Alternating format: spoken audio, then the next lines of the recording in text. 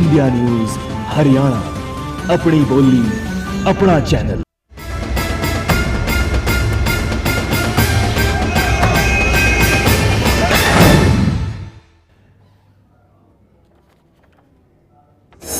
और इससे पहले कि हम बड़ी बहस को आगे बढ़ाएं, हम अपने पैनल से आपका परिचय कराएं। जल्दी से उन सवालों पर नजर डालिए जो सवाल आज बड़ी बहस में हम उठा रहे हैं। सवाल नंबर 1, पीजी टीचर्स को नियुक्ति पत्र देने का भरोसा आखिर क्या संकेत देता है? हम सब ये जानते हैं कि मुख्यमंत्री ने बाकायदा पीजी टीचर्स को यह भरोसा दिया है कि 30 जून तक नियुक्ति पत्र दिए जाएंगे, लेकिन जो भरोसा दिया गया है मुख्यमंत्री की तरफ से, उस पर यकीन करने के लिए पीजी टीचर्स तैयार नहीं है, क्योंकि वो अपना अनशन, वो अपना प्रदर्शन खत्म नहीं कर रहे हैं, उनका प्रदर्शन अभी भी जारी है। तब सवाल ये उठता है कि ऐसे भरोसे का संकेत क्या है? सवाल नंबर 2, चुनाव के वक्त शिक्षकों के प्रदर्शन क्या इशारा करते हैं? पीजी टीचर्स धरना प्रदर्शन कर रहे हैं, कंप्यूटर शिक्षक पहले से धरना प्रदर्शन पर हैं, एडिड स्कूलों के टीचर भी, एडिड स्कूलों के शिक्षक भी अब प्रदर्शन पर उतारू हैं, अनशन कर रहे हैं। आखिर क्यों चुनावी मौसम में इतने ज्यादा प्रदर्शन हो रहे हैं और ये प्रदर्शन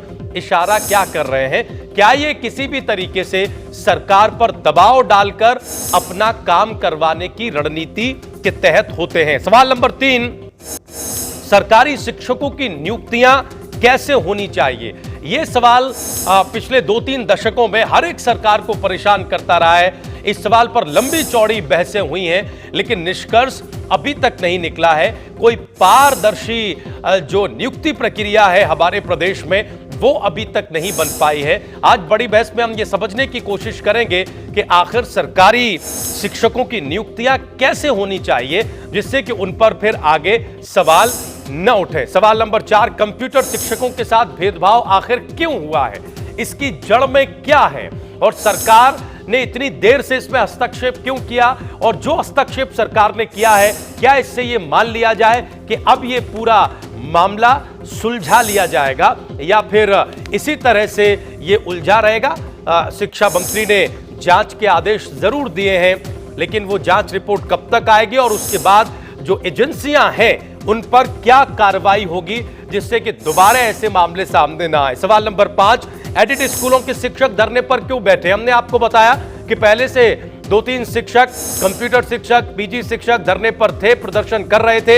एडिड स्कूलों के शिक्षक भी धरने पर बैठ गए, क्यों?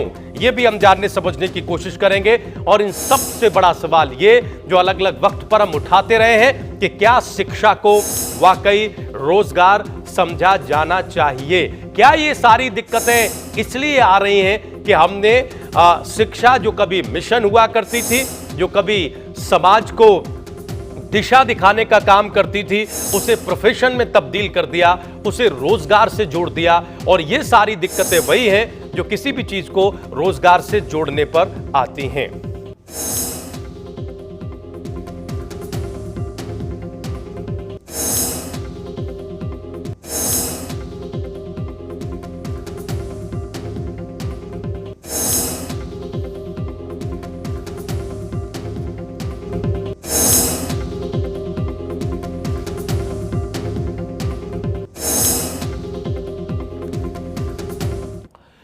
और इस बड़ी बहस में इन सारे सवालों पर चर्चा करने के लिए खास पैनल हमारे साथ मौजूद है। जल्दी से हम अपने पैनल से आपका परिचय करा दें। हमारे साथ मशहूर शिक्षाविद डॉक्टर MP सिंह साहब हैं। सिंह साहब, बहुत स्वागत इंडिया न्यूज हरियाणा पर बड़ी बहस में।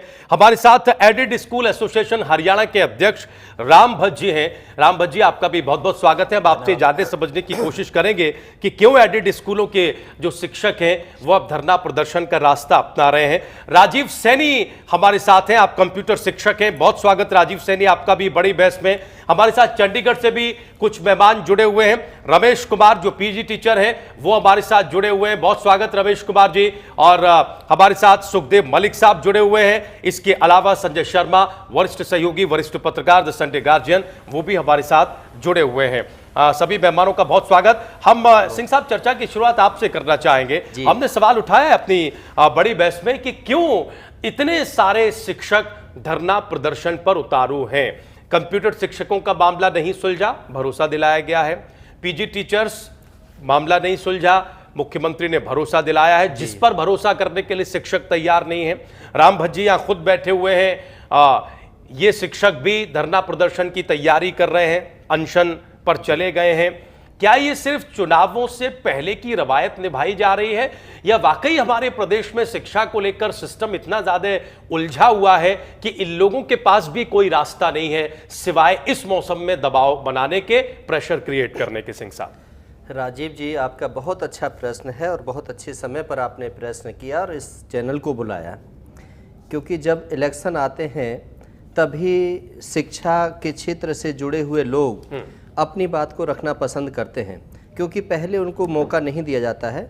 इस समय उनकी आशाएं होती हैं कि जब इलेक्शन होता है तो उस समय हम अपनी बात को रखवाएं, क्योंकि पहले से रखते हुए आते हैं, लेकिन वो मान्य नहीं की जाती है। धरना प्रदर्शन पर आने का मतलब ये होता है कि जब सारी सीमाएं पार हो जाती हैं तब ये पढ़े लिखे अध्यापक बंधु धरने और प्रदर्शन पर आते हैं, क्योंकि किसी ना किसी माध्यम से इनकी रोजी रोटी वही है, इनकी कोई फसल नहीं है। इन्हें जो वेतन मिलता है उससे इनके बच्चों की घर की रोजी रोटी चलती है। और यदि सरकार सही समय पर इनको उचित सुविधाएं दे दे तो शायद हो सकता है कि ये मन लगा करके बच्चों को पढ़ाएंगे, और जब मन लगा करके शिक्षा देंगे तो इस देश में उन जो बच्चों की आहुति होगी वो बहुत ही अच्छा परिणाम आएगा। ठीक है। परिणाम ना आने का मतलब भी यही है कि जो अधिकतर आप देख रहे हैं कि परिणाम गिरते हुए चले जा रहे हैं, क्वालिटेटिव शिक्षा में गिरावट आ रही है, अध्यापक पढ़ा करके राजी नहीं है, वो कारण ये है कि वो जो मूलभूत सुविधाएं चाहते हैं वो उनको समय पर नहीं मिल पाती है, और इसी कारण से अपनी मांगों को सरकार के सामने रखते हैं कि हमें ये चाहिए, हमारी मांग ये है, यदि आप हमारी इन मांगों को पूरा कर देते हैं तो हम अपना आंदोलन, लेकिन अपना ये इसी मौसम में सबसे ज्यादा क्यों रखी जाती हैं ये मांगे? तो अब से साल भर पहले भी इसी जोर शोर से रखी जानी चाहिए थी।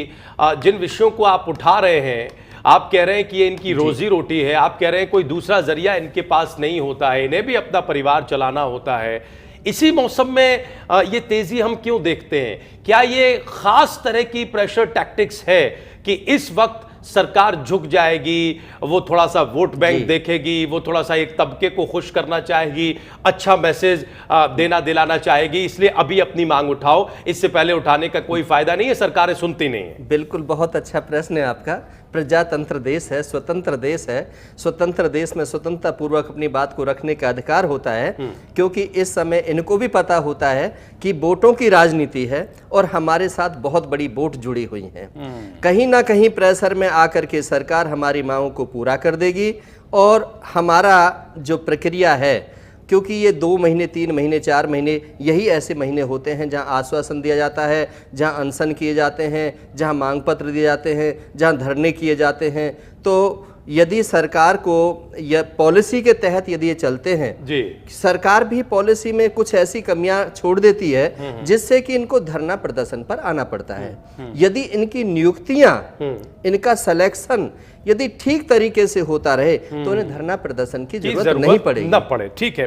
हाँ, चूंकि एडिड स्कूल धरना प्रदर्शन में नए जुड़े हैं, कंप्यूटर शिक्षक और पीजी शिक्षकों का धरना प्रदर्शन हम काफी दिनों से देख रहे हैं, सुर्खियां बन रहे हैं। हम राम भज्जी से जान लेते हैं कि आखिर उनकी मांग क्या है, क्यों एडिड शिक्षक जो है, एडिड स्कूलों के शिक्षक, वो अब धरना प्रदर्शन पर उतारू हैं। राम भज्जी, आप लोगों की मांगे क्या है, क्यों आप लोग धरना प्रदर्शन पर उतारू हैं? आप लोग भी उसी रास्ते पर क्यों चल रहे हैं जिस पर पीजी टीचर और कंप्यूटर शिक्षक चल रहे हैं? हमारी मांग नहीं थी, हमारी मांग, हमारी 2003 से पहले हमारी जो ग्रांट मिलती थी वो 2 थी, मेंटेनेंस और कोठारी। ठीक है। कोठारी ग्रांट सेंट्रल गवर्नमेंट देती थी जो 100% होती थी बेसिक पे की। मेंटेनेंस हरियाणा गवर्नमेंट देती थी जो डेफिसिट का 75% थी। ठीक है। लेकिन 2003 में नए एजुकेशन कोड बनाया गया जिसमें ना तो मैनेजमेंट का कोई नुमाइंदा लिया गया, न टीचर यूनियन का। सरकार ने अपने लेवल के ऊपर एक कोड बना दिया, एजुकेशन कोड 2003, और उसमें इन दोनों ग्रांटों को मिला करके डेफिसिट का 75 बना दिया। ठीक है। जिसके कारण शिक्षकों को तनख्वाह मिलना बदहाली में पहुंचाने की हालत होगी। ठीक। उसमें यह हो गया कि जो 25% मैनेजमेंट शेयर है, अब हरियाणा में एजुकेशन